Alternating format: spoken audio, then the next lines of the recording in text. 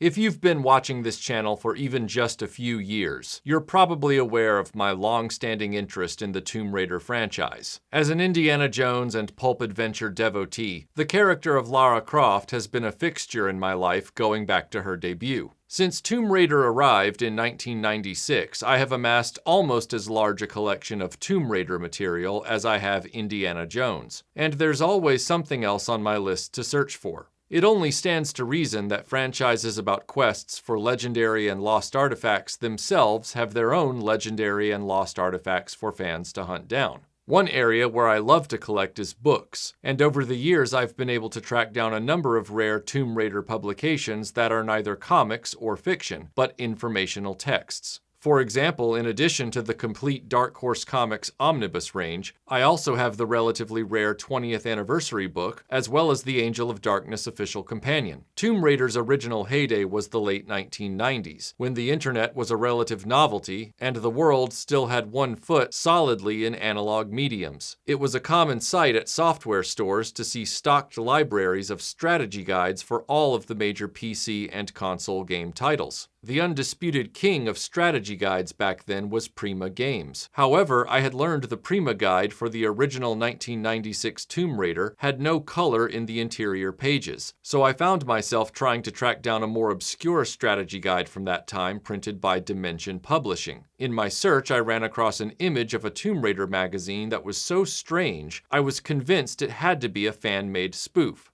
"That's gotta be Photoshop," I said to myself. "That's gotta be a joke." Before we dive into this mystery further, though, a word from our sponsor for this video, Vagrant VPN. Hey, that isn't funny. We don't do that here.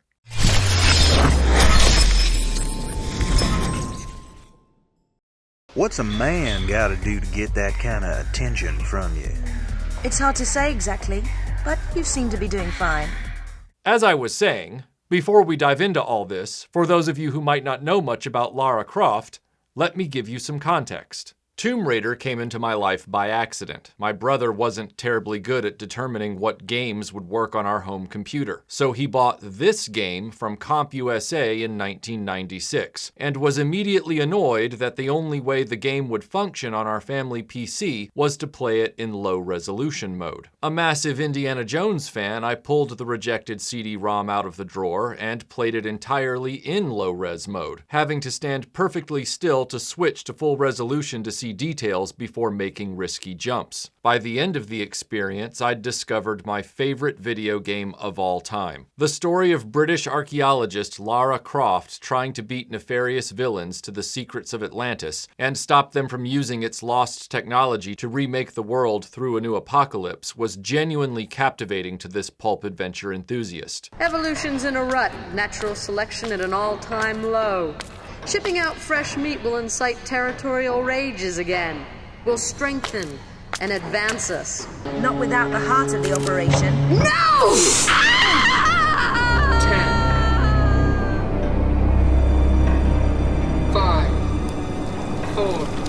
Every year after that, they would release a new entry in the Tomb Raider series at the holidays, and I was there waiting for the latest story. What I didn't know at the time was in the background a conflict had arisen between Toby Gard, the creator of Lara Croft, and the marketing people at Core Design, where the Tomb Raider series had been developed. Gard walked away very shortly after development began on Tomb Raider 2. He was in sharp disagreement with the marketing people over how they planned to depict Lara in promotional materials and merchandising. They would not be swayed, so he left to pursue other career ambitions, leaving his most famous creation behind at Core's offices in Derby in the UK. At this point, I need to explain to those of you who are unfamiliar with the Tomb Raider franchise apart from a few Angelina Jolie films, that after the original 1996 Tomb Raider became a huge hit and Tomb Raider 2 arose on the gaming horizon, two distinctly different Lara Crofts came into existence. The first version was the in-game character. Yes, she was beautiful insofar as late 1990s polygons could convey, but her character was a capable, no-nonsense butt kicker that was quick on the triggers. So you think all this talking is just holding me up? I don't know where his little jackrabbit frog legs are running him to. You'll have to ask Miss Natalie.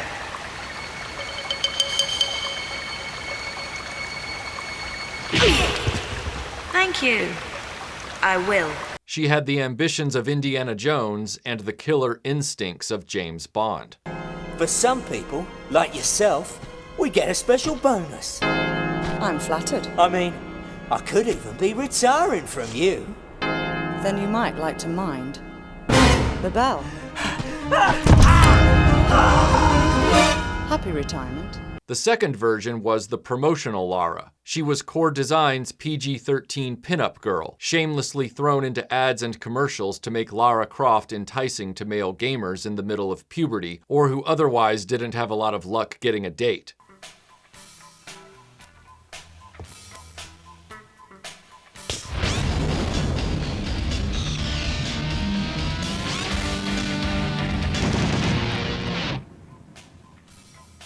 To anyone on the outside looking in, they often assumed what was in the marketing was also the content of the games, a misconception about those original Tomb Raider entries that persists to this day. In fact, Lara Croft being just a digital Barbie doll in the games as well as in the marketing arguably happened only once. While Lara was given outfit changes in Tomb Raider 2, all of these were logically driven by the story. She needs a wetsuit for an underwater expedition at one point, and she ganks a pilot's leather bomber jacket when the temperature drops over the Himalayas after she steals an airplane. It all made sense. It was Tomb Raider 3 where Core Design's marketing department seems to have taken too many liberties. Tomb Raider 3's Lara Croft has the most pandering similarities to the promotional version of Lara. Outfit changes in the story were no longer organically arrived at narratively and treated more like she was a paper doll. Despite the first two games having made it quite clear that Lara, like Indiana Jones, had a signature outfit that she would only swap out when absolutely necessary, Tomb Raider 3 made sure to get her into a tiny sports bra in the jungle, a leather catsuit in London, and a midriff-bearing tank top while infiltrating Area 51 in Nevada.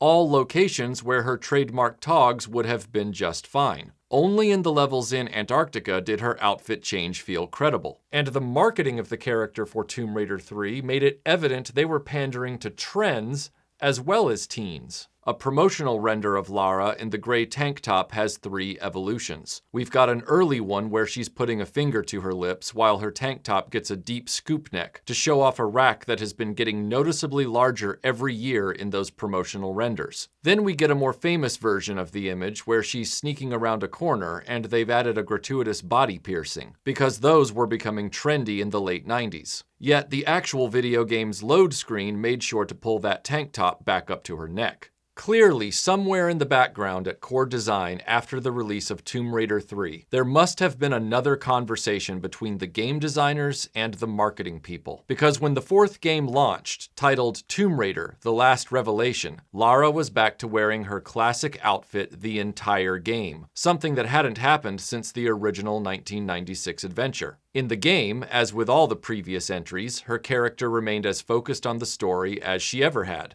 Miss Croft! Von Croy.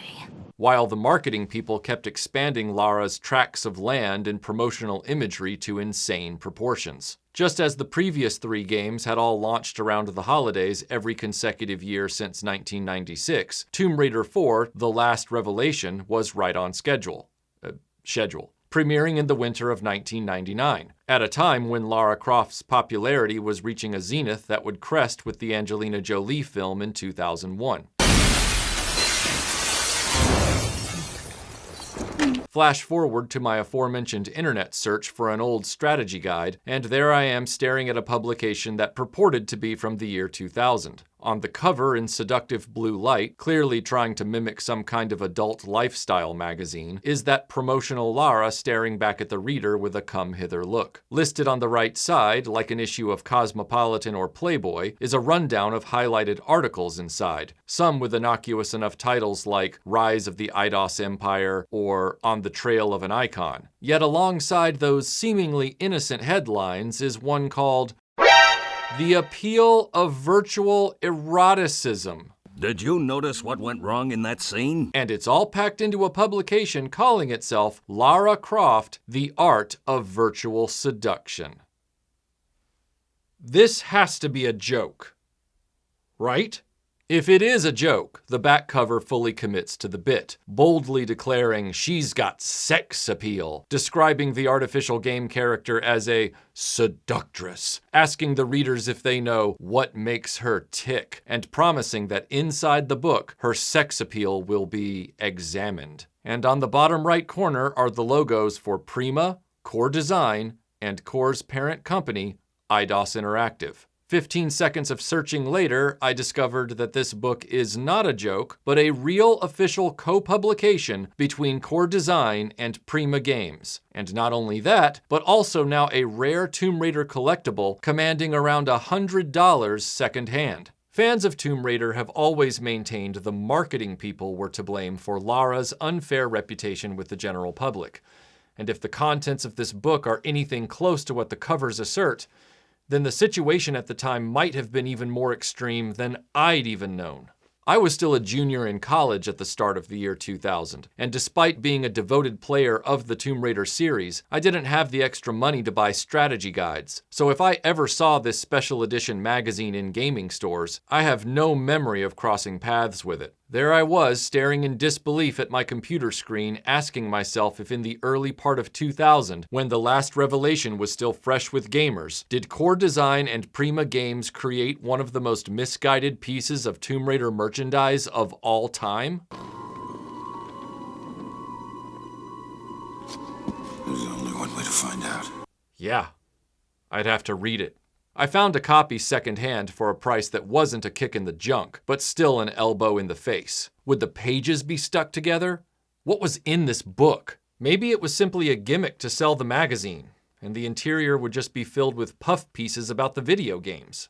Nope, the bizarre begins with the opening editorial, mysteriously devoid of attribution. And I can see why. Who would want to take credit for this kind of writing? You've certainly seen her before. Braided hair, full lips, long legs, and imposingly voluptuous breasts. You unsavory little runt. There are more than 4,000 internet homepages dedicated to this erotic superwoman. What?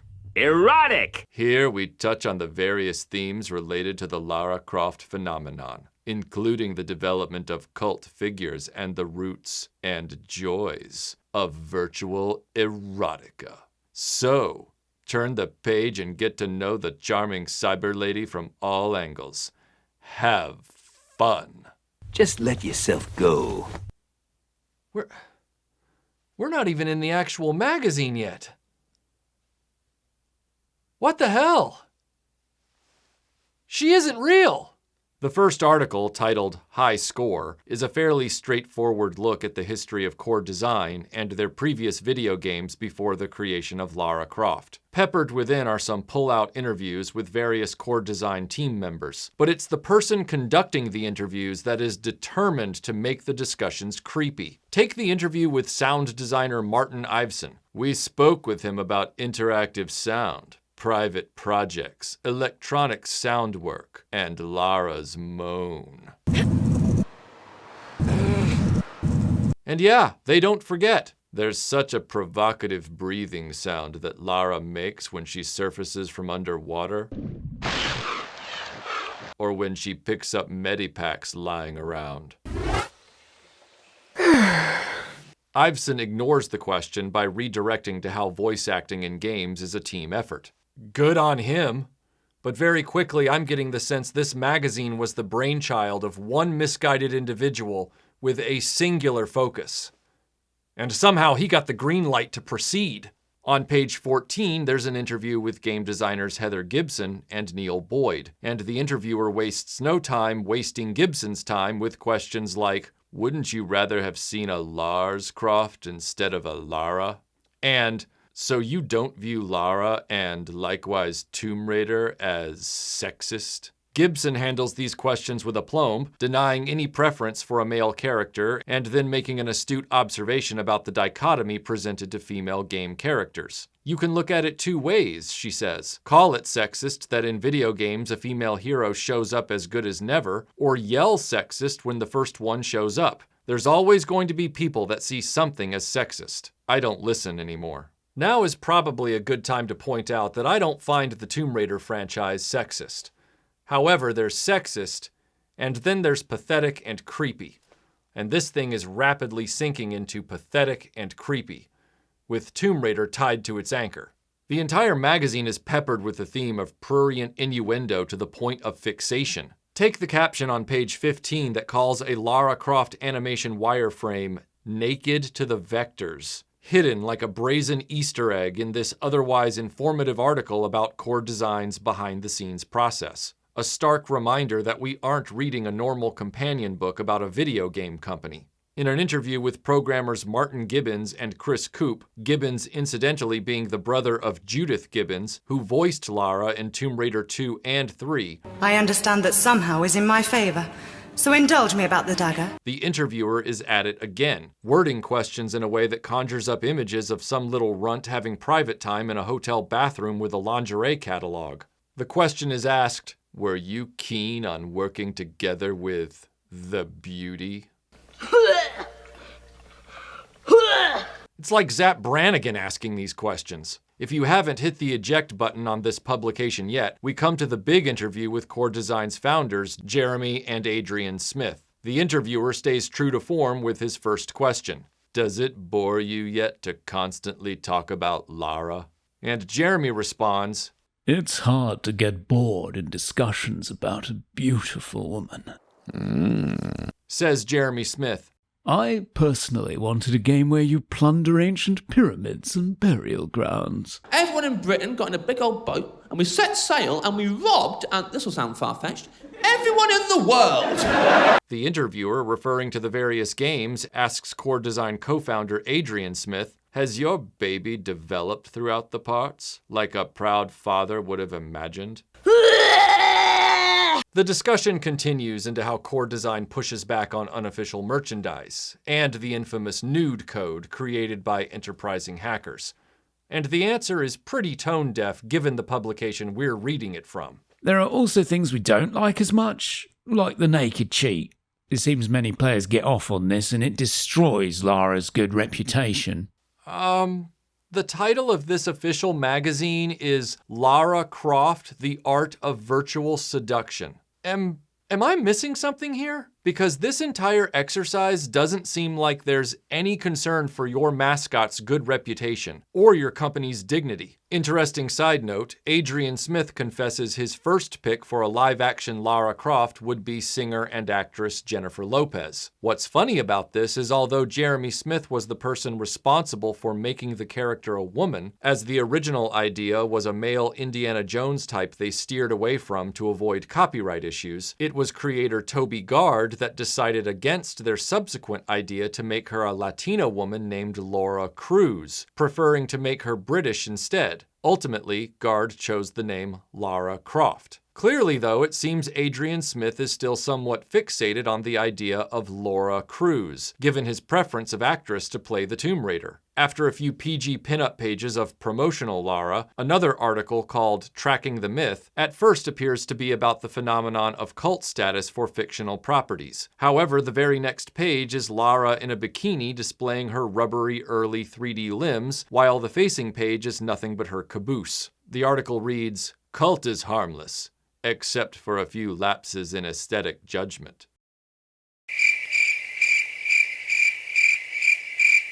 On the next page, it's Lara crouching with a gun between her thighs, as the writer declares, "Cult is fantasy. What you experience in your fantasy with Lara is up to you."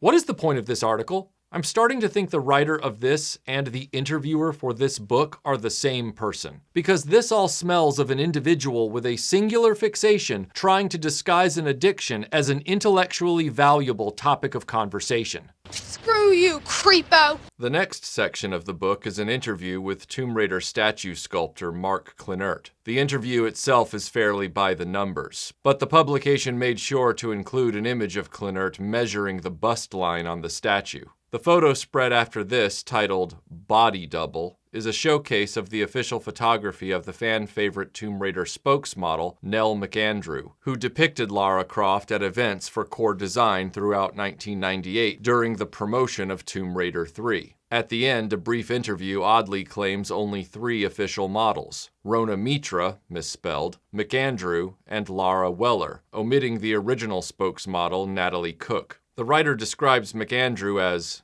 tall, athletic, and incredibly well built. She is physical and near enough to touch. You're trying to touch my breast, aren't you? What can I say? I like the way you're put together. Don't touch me! The next turn of the page is a Playboy-style interview with the then latest Tomb Raider spokesmodel, Lara Weller, asking her about what she likes to do in her spare time and providing her profile and vital stats. Yep, her vital stats. The D. That's the biggest. I know the D is the biggest. If you're scratching your head that McAndrew's vital stats weren't included as well, don't worry. The 2003 Angel of Darkness official companion makes sure to give you all the info on every Tomb Raider spokesmodel over the years, including McAndrew, if you just can't live without knowing the bra sizes of the various Lara Croft booth babes. Lucy Clarkson's are the biggest. The next article is about Lara's presence on the World Wide Web. Our cringeworthy host makes sure to tell us Miss Croft is in the good company of well-proportioned ladies like Naomi Campbell. My God. And celebrates how fan sites for Tomb Raider are filled with images and screenshots of the well-built adventuress. Then they give readers a guide into some of the most notable Tomb Raider fan pages. What do they decide to call out? A website called Leather and Lace Lara, described as a site that celebrates the adventurer, quote, bound and gagged, or lasciviously posed in the bathtub. Who is this perverted little weasel? While admitting that a lot of fans are opposed to this fetish site. So why is the parent company boosting the signal on this garbage? Tighter.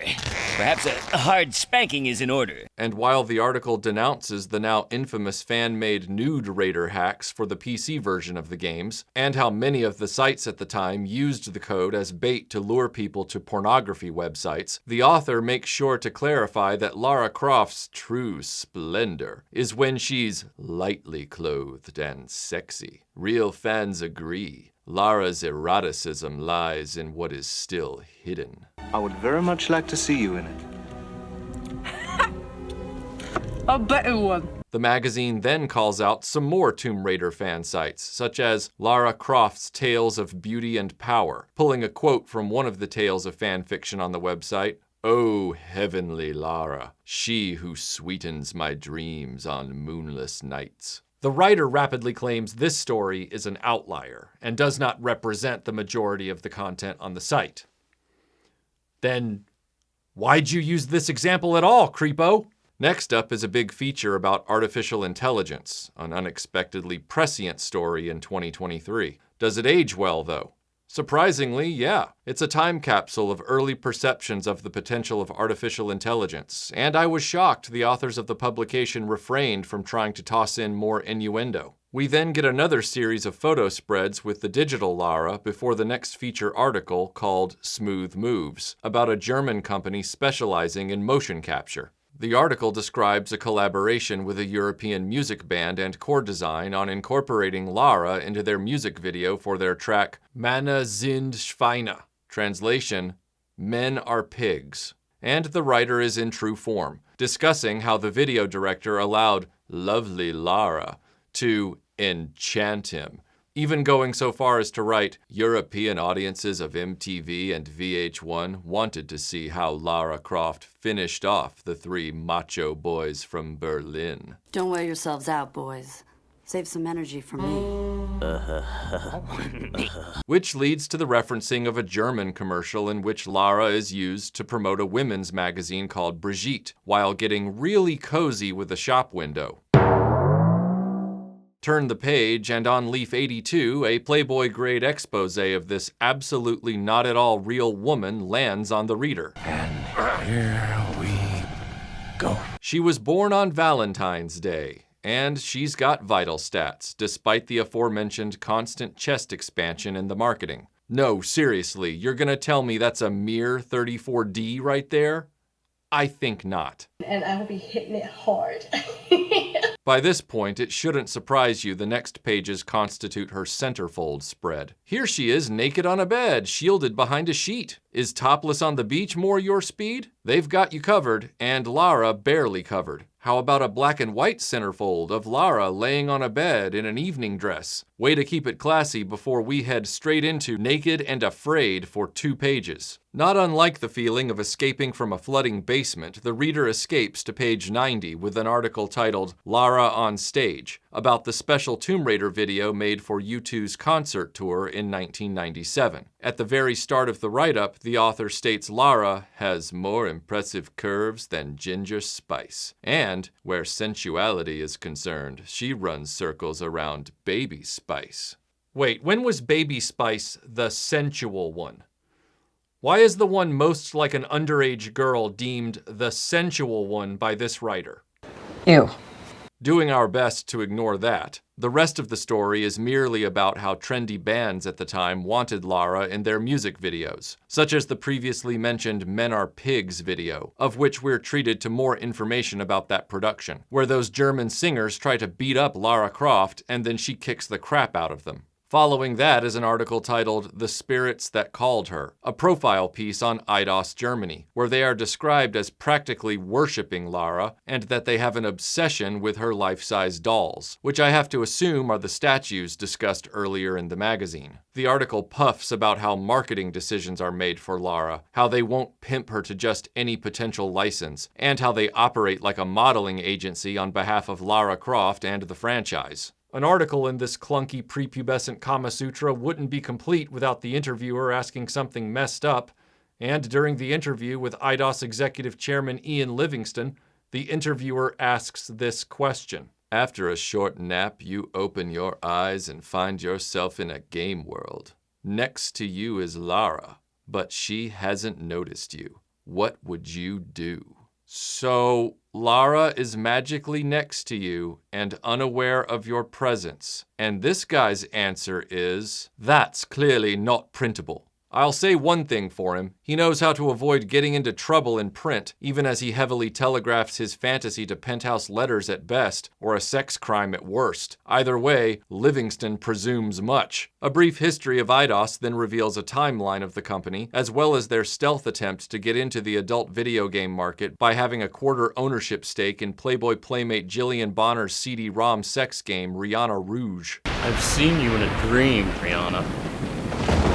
I've seen you in a nightmare. As eye-opening an admission as that is, it's on page 106 where the art of virtual seduction earns its sleazy title. Here is where the article, The Lust Desire of the Toy, commences.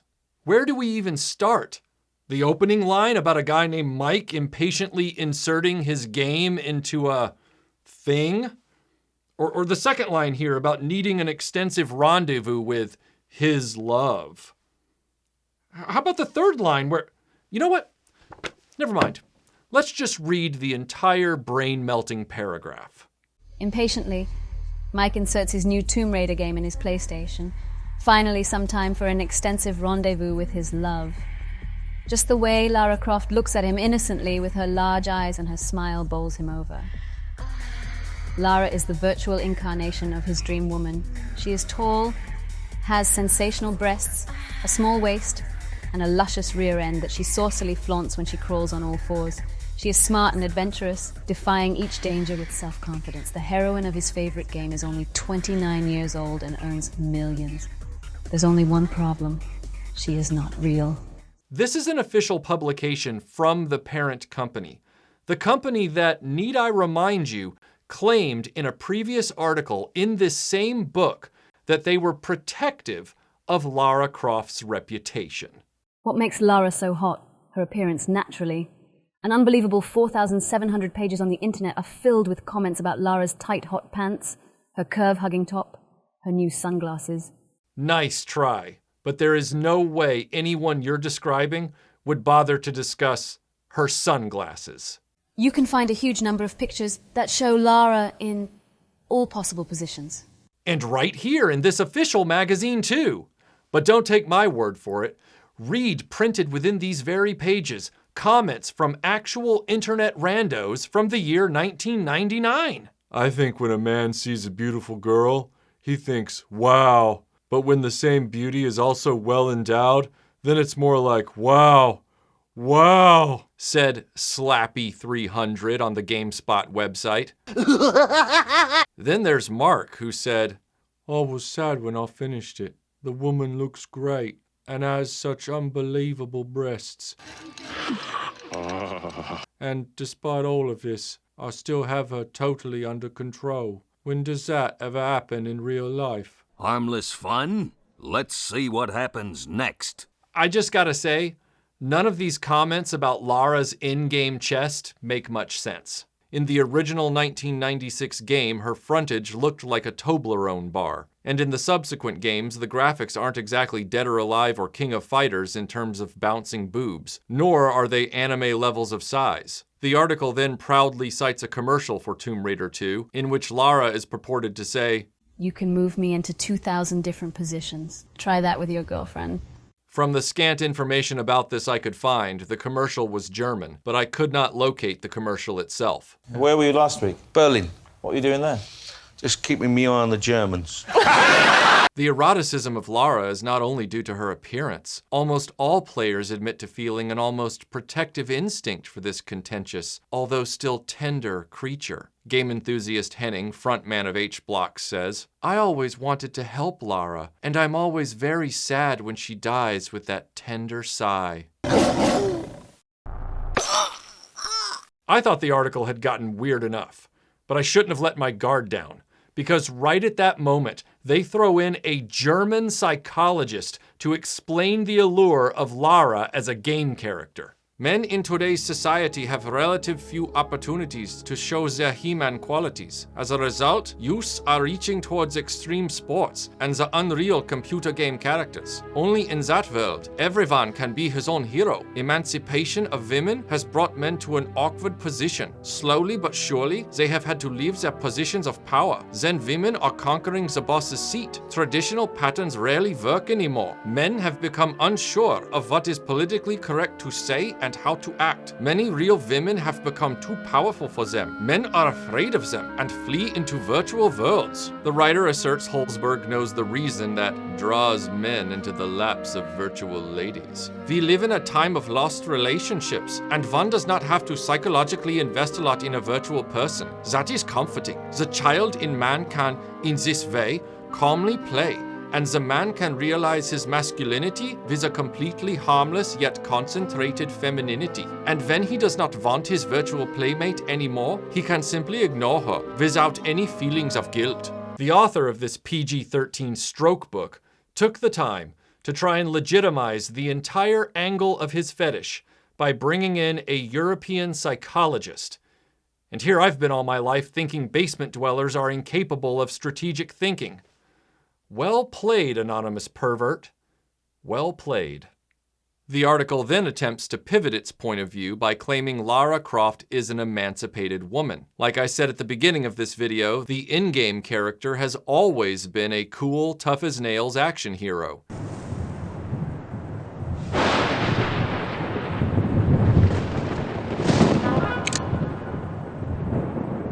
I wouldn't advise it. It's the marketing Lara, the one sitting naked and backward in this chair here in the left-hand margin, that this magazine has spent over 100 pages trying to defend. The write-up even tries to downplay the marketing Lara's effect on the perceptions hounding the Tomb Raider franchise, by chronicling a brief history of sexy fictional women in film and TV, before then mining the video game world for examples to prove Lara isn't the inappropriate figure. Instead, it's these other games that are far worse. They even go so far as to include a screenshot from an obscure adult PC game called Wet, the Sexy Empire. And of course, the article tries to make the point that these other games don't have a great story to tell, asserting that Tomb Raider's scripting is superior to boot, while these other games cannot survive on their prurient content alone in the marketplace. While I agree with the sentiment that the story is what makes a piece of media succeed, I must once again emphasize that the in-game character of Lara is neither exploitative nor vapid. Meanwhile, the marketing people who created the pandering version of Lara in magazine ads and commercials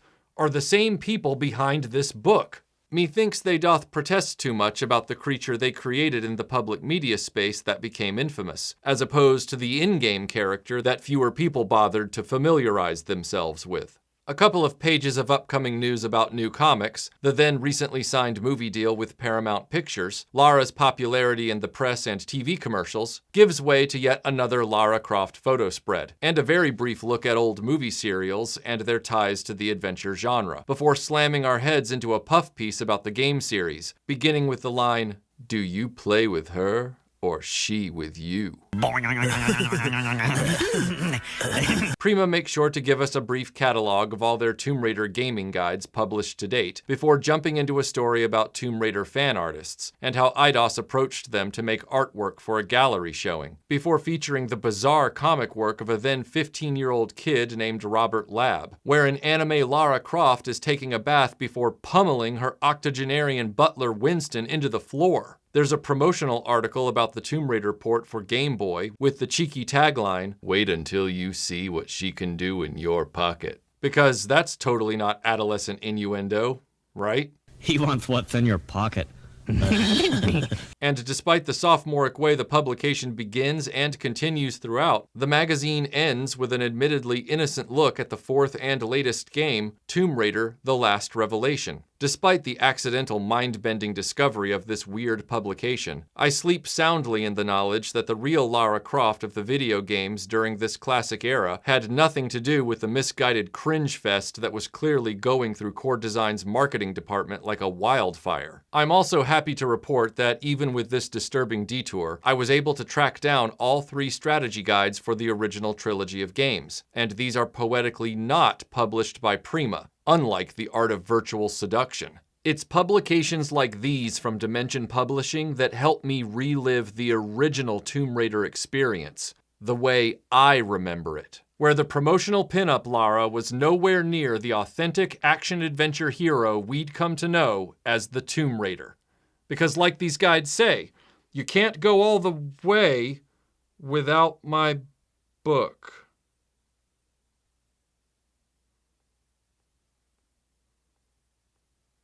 Wait, what? Prepare yourself. Prepare yourself. Prepare yourself. Prepare yourself. Prepare yourself. Prepare yourself.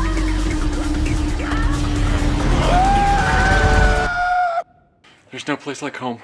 There's no place like home. There's no place like home. There's no place like home. There's no place like home. There's no place like home. There's no place like home. There's no place like home. No! No! God, no! Don't you think you've seen enough?